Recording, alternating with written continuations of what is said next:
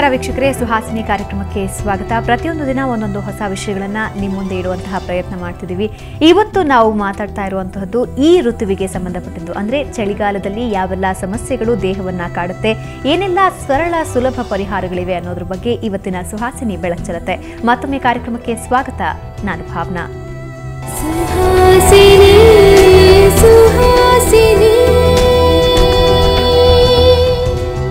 ಚಳಿಗಾಲದ ಸಮಸ್ಯೆಗಳ ಬಗ್ಗೆ ನಮಗೆ ತಿಳಿಸ್ಕೊಡೋದಕ್ಕೆ ನಮ್ಮ ಜೊತೆ ಇದ್ದಾರೆ ಡಾಕ್ಟರ್ ರಾಘವೇಂದ್ರ ಅವರೇ. ಕಾರ್ಯಕ್ರಮಕ್ಕೆ ಸ್ವಾಗತ. ನಮಸ್ಕಾರ.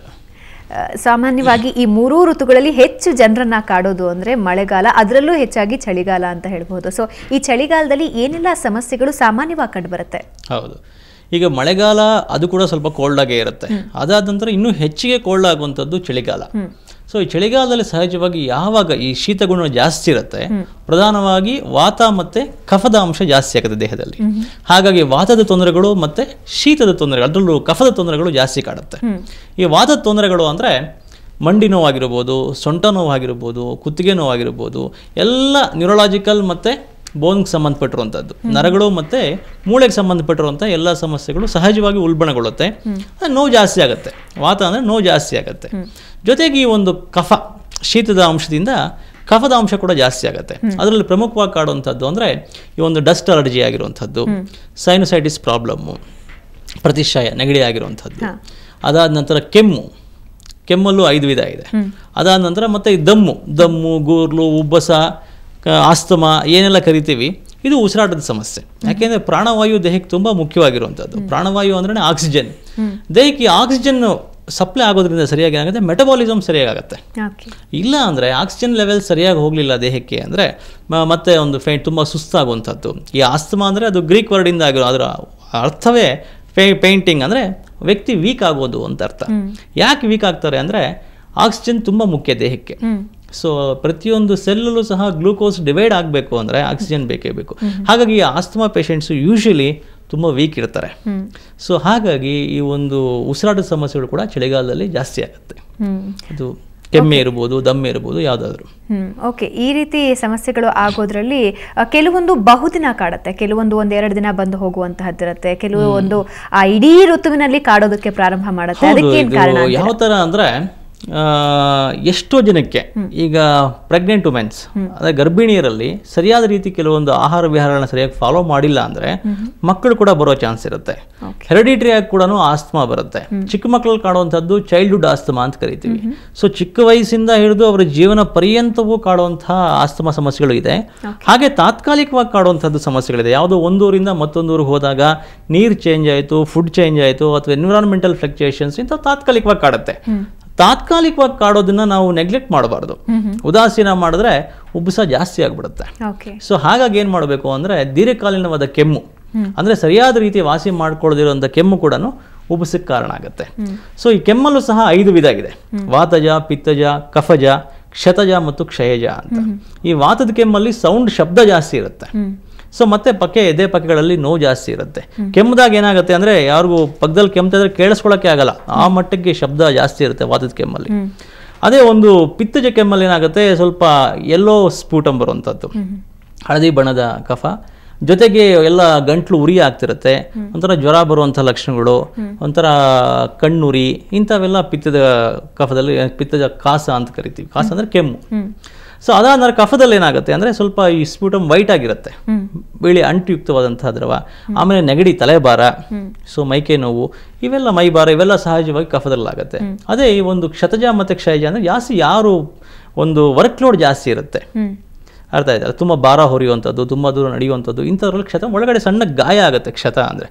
ಅದೇನಾಗುತ್ತೆ, ಕೆಮ್ಮದಾಗ ಸ್ವಲ್ಪ ಕಫ ಜೊತೆಗೆ ಸ್ವಲ್ಪ ರಕ್ತವೂ ಬರುತ್ತೆ. ಇದು ಕ್ಷತಜ ಕಾಸ ಅಂತ ಕರಿತೀವಿ. ಕ್ಷಯಜ ಕಾಸ ಅಂದರೆ ವೀಕ್ನೆಸ್ ಇಂದ, ಇಟ್ ಮೇ ನಾವು ಅದಕ್ಕೆ ಮುಂದೆ ರಾಜಯಕ್ಷಮು ಕೂಡ ಕಾರಣ ಆಗ್ಬೋದು, ಟ್ಯೂಬರ್ಕ್ಯುಲೋಸಿಸ್ಗೂ ಕಾರಣ ಆಗುವಂಥ ಚಾನ್ಸ್ ಇರುತ್ತೆ. ಸೊ ಹಾಗಾದರೆ ತುಂಬ ವೀಕ್ನೆಸ್ ಇಂದ, ಭಯ, ಆತಂಕ, ಶೋಕ, ವರ್ಕ್ಲೋಡ್ ಜಾಸ್ತಿ ಆಗೋದ್ರಿಂದ ಮತ್ತು ವಿರುದ್ಧ ಆಹಾರಗಳಿಂದ ಏನಾಗುತ್ತೆ, ಕ್ಷಯಜ ಕಾಸ, ವ್ಯಕ್ತಿ ಕ್ಷಯವಾಗ್ತಾ ಹೋಗ್ತಾನೆ, ಸಣ್ಣ ಆಗ್ತಾ ಹೋಗ್ತಾನೆ, ಮತ್ತು ಆ ಕೆಮ್ಮು ಸ್ವಲ್ಪ ತುಂಬ ದೀರ್ಘಕಾಲೀನವಾಗಿರುತ್ತೆ. ಇದು ಕೆಮ್ಮಿಂದ ಆಯಿತು.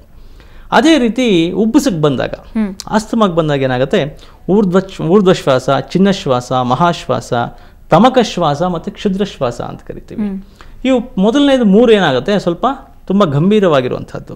ಸಹಜವಾಗಿ ನಮ್ಮ ಒಂದು ಸೊಸೈಟಿಯಲ್ಲಿ ಜಾಸ್ತಿ ಕಾಡುವಂಥದ್ದು ಅಂದರೆ ಈ ತಮಕಶ್ವಾಸ, ಡಸ್ಟ್ ಅಲರ್ಜಿಗಳು. ಅದರಲ್ಲೂ ಡಸ್ಟ್ ಅಲರ್ಜಿಯಿಂದ ಆಗಿ ನೆಕ್ಸ್ಟು ಈ ಒಂದು ಆಸ್ತಮಾ ಕಂಡೀಷನ್ಸ್, ತಮಕಶ್ವಾಸ ಅಂತ ಕರಿತೀವಿ. ಅದರಲ್ಲೂ ಈ ನಮ್ಮ ನಗರದಲ್ಲಿ ಪ್ರಮುಖವಾದ ಕಾರಣಗಳು ಇದಕ್ಕೆ ಅಂದರೆ ಧೂಳು ಮತ್ತು ಎನ್ವಿರಾನ್ಮೆಂಟ್ ಕೋಲ್ಡು. ಈ ಒಂದು ಎಲ್ಲಿ ಒಂದು ಹಿಮ ಜಾಸ್ತಿ ಇರುತ್ತೆ, ಮಾಯಿಶ್ಚರ್ ಅಂಶ ಜಾಸ್ತಿ ಇರುತ್ತೆ, ಈ ಒಂದು ಫಾಗು ಮತ್ತು ಸ್ಮೋಕು ಸಹಜವಾಗಿ ನಗರಗಳಲ್ಲಿ ಜಾಸ್ತಿ ಆಗುತ್ತೆ. ಸೊ ಹಾಗಾಗಿ ಇದನ್ನೆರಡು ಮಿಕ್ಸ್ ಆದರೆ ಸ್ಮಾಗ್ ಅಂತ ಆಗುತ್ತೆ.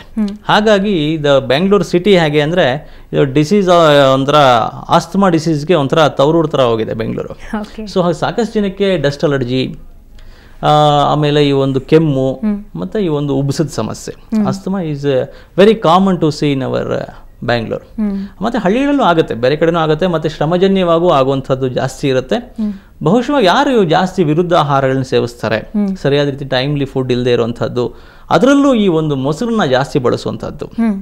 ನನಗೆ ತಮ್ಮ ನದಿ ಬುಂಜಿತ ಅಂತ ಕರಿತೀವಿ. ರಾತ್ರಿ ಹೊತ್ತು ಮೊಸರು ತಗೋಬಾರ್ದು ಅಂತಿದೆ. ಏನು ಕಾರಣ? ಹೌದು, ಯಾಕೆ ಅಂದರೆ ಮೊಸರು ಅದು ಬೇಸಿಕ್ಲಿ ಅದು ಅಂಟದ್ರವ ಜಾಸ್ತಿ, ಅದ್ರ ಗುಣನೇ ಭಾರವಾಗಿರುವಂಥದ್ದು, ಗುರುಗುಣ ಉಳ್ಳಂಥದ್ದು, ಅಂದರೆ ವೆಯ್ಟ್ ಜಾಸ್ತಿ ಇರುತ್ತೆ. ಅದು ಇಂಡಸ್ಟ್ರಿಯಲ್ಸಲ್ಲಿ ಹೋದಾಗ ಇಟ್ ವೋಂಟ್ ಅಬ್ಸರ್ವ್ ಪ್ರಾಪರ್ಲಿ. ಅದಕ್ಕೆ ನಾವು ನೋಡಿ ಈಗ ಹೋಟ್ಲಲ್ಲಿ ಮೊಸರು ತೊಗೊಂಡಾಗ ಇಲ್ಲ ಒಂದು ಸಕ್ಕರೆ ತಂದು ಹಾಕ್ತಾರೆ, ಸ್ವಲ್ಪ ಸಕ್ಕರೆ ಹಾಕ್ತಾರೆ, ಅಥವಾ ಸ್ವಲ್ಪ ಪೆಪ್ಪರು ಅಥವಾ ಸಾಲ್ಟ್ ಅದಕ್ಕೆ ಹಾಕೊಂಡಾಗ ಏನಾಗುತ್ತೆ, ಸ್ವಲ್ಪ ಲಿಕ್ವಿಫೈ ಆಗುತ್ತೆ. ಅದು ಸ್ವಲ್ಪ ಮೊಸರಿಗೆ ಸಕ್ಕರೆ ಹಾಕ್ಬಿಟ್ರೆ ಕರಗುತ್ತೆ.